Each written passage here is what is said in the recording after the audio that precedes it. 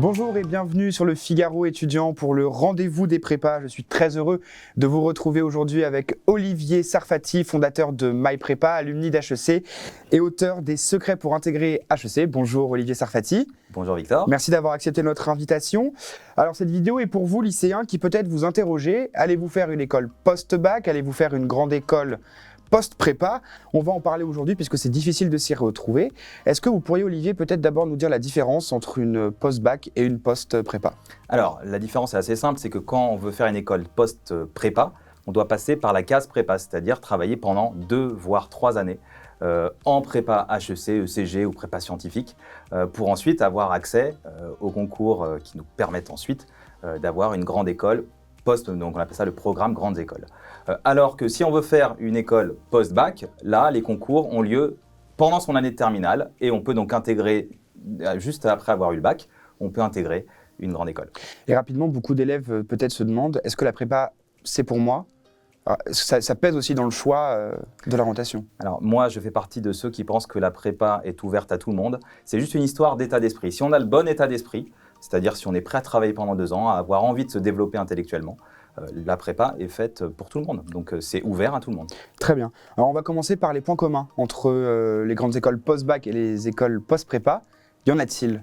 Oui, il y a des points communs et la bonne nouvelle, c'est qu'en termes d'employabilité, les 2 filières permettent vraiment de s'insérer assez rapidement dans le monde du travail. On a vraiment des taux autour de 80-90% de taux d'employabilité pour les jeunes diplômés, alors que pour les bacheliers qui n'ont que le bac, c'est autour de 60%, et pour ceux qui n'ont pas le bac, c'est 20%, qui est un vrai taux d'employabilité qui est commun. Donc le sujet de l'employabilité n'est finalement pas un sujet. Ça, c'est le premier point commun. Deuxième point commun, on a des métiers qui sont communs parfois. Donc, par exemple, si on fait une école post-bac, une école de commerce post-bac, on va avoir accès au métier du marketing, au métier du conseil, au métier de la finance. On va pouvoir travailler dans des entreprises, dans des grandes entreprises potentiellement. Donc ça, c'est aussi des points communs. Également, dans les écoles post-bac d'ingénieurs, on a aussi accès à des métiers qui sont communs. Et le troisième point commun, je dirais, c'est aussi le fait de se préparer au concours. Donc dans les 2 cas, on a un concours exigeant à préparer. Évidemment, en prépa, le concours est beaucoup plus exigeant, mais il ne faut pas négliger aussi la préparation sur les concours post-bac. Et alors les différences, y en a-t-il plus que de points communs? Alors les différences, j'en ai un petit peu parlé à demi-mot sur cette première partie. Je dirais que les principales différences, c'est la variété des métiers qu'on peut avoir quand on a fait une prépa. Quand on a fait une prépa, on a des portes ouvertes qui sont plus grandes, on a plus de débouchés concrètement, on a des postes à responsabilité qui sont où on a plus de responsabilités. Donc quand on regarde par exemple les PDG du CAC 40, on a une dizaine de polytechniciens, une dizaine d'HEC, on a des ESSEC, on a des Sciences Po, mais on n'a pas de IESEG, SK, ce genre de choses. Donc les responsabilités sont plus grandes. Deuxième différence, je dirais que la première grande différence, c'est que dans un cas, on fait une prépa, alors que dans l'autre cas, on ne fait pas de prépa. Et lorsqu'on fait une prépa, on choisit de se développer intellectuellement, alors que quand on fait une école post-bac, on se développe intellectuellement, mais pas de la même façon. On a quand même une part loisir versus travail qui penche plus vers le loisir quand on est en école post-bac. Et puis, je dirais, une dernière différence, c'est quand même le salaire, même si ce n'est pas le critère principal.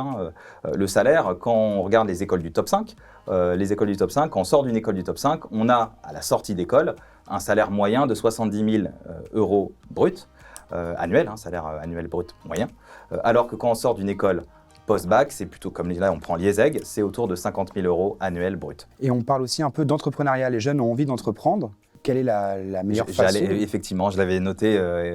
L'entrepreneuriat, là aussi, on a souvent ce cliché, on peut être entrepreneur sans être diplômé. En fait, c'est faux. Quand on fait une école post-prépa, on a plus de chances de faire une start-up qui va avoir de l'ampleur que lorsque l'on est juste bachelier ou lorsqu'on fait une école post-bac. Et là, on a des chiffres.